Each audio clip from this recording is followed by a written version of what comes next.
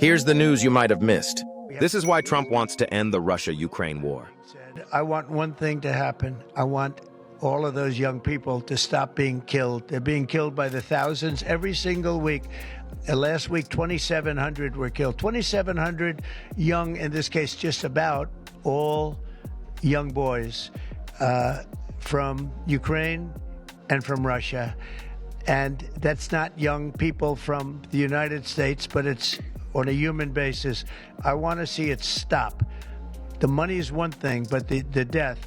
And they're losing thousands of soldiers a week. And that's not including the people that get killed every time a town goes down or a missile goes into a town. And I want to see it stop. Politicians propose bill to stop AI-generated intimate images of women. Another, even more important, is going to prevent suicide out of shame. It is outrageously sick to use the images, the face, the voice, the likeness of a young, vulnerable female to manipulate them, to extort them, to humiliate them publicly just for revenge or just for fun. That is why we created this bill, and it's going to stop the abuse throughout social media. It is widely known that 99% of the time, the victim, most of them girls, don't even know that their faces, their bodies, their intimate parts are being circulated around the internet in fake, compromising pornographic images.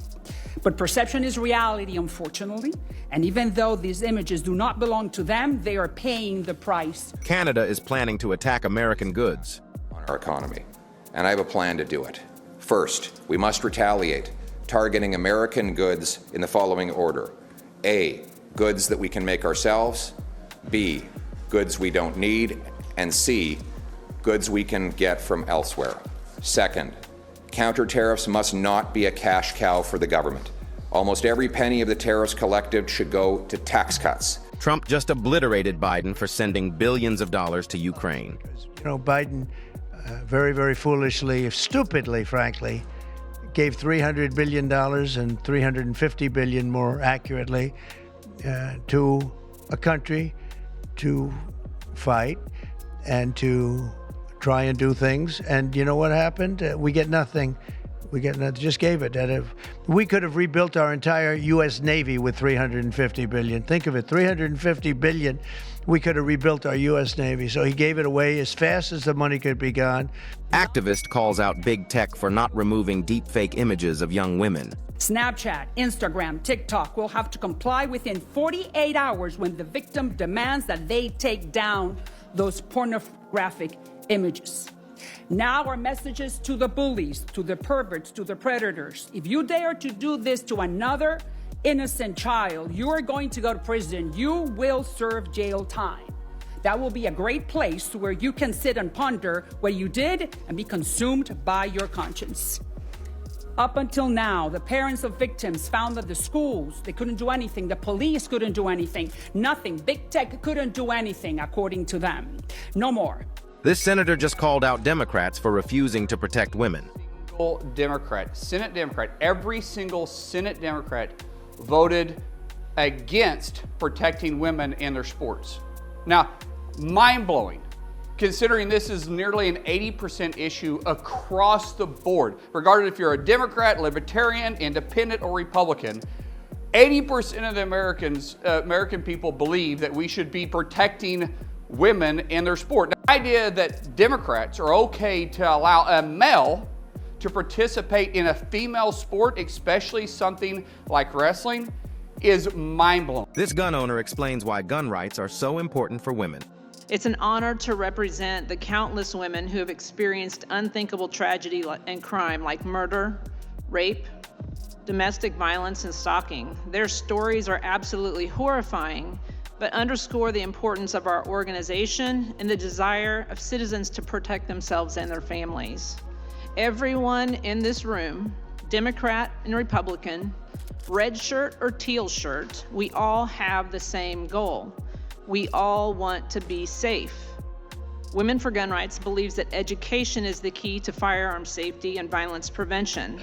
Women are the fastest growing group of gun owners in our nation, and for good reason. We are smaller and less equipped for violence, and firearms level the playing field in an attack from a larger, faster assailant.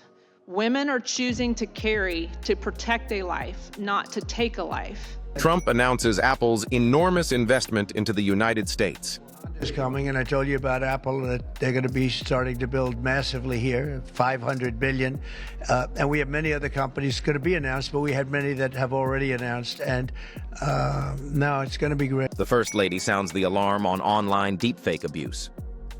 To protect our youth from online harm, the widespread presence of abusive behavior in the digital domain affects the daily lives of our children, families, and communities. Addressing this issue is essential for fostering a safe and supportive environment for our young people.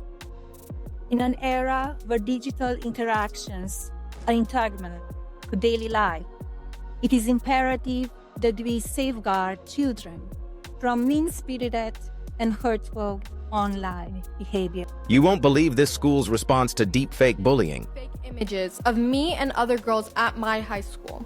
The most disturbing part, not just that they thought it was okay, but that the school failed to hold them accountable.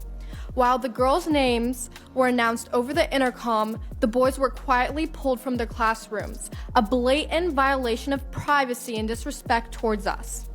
Despite the seriousness of the incident, only one boy received a one-day suspension. 2 years later, those responsible are still in my school, representing in team sports as if nothing ever happened. Trump discusses why ending the war in Ukraine matters. And people would say, why do I care about Ukraine, young people? Why do I care about, and not all young, but they're pretty young.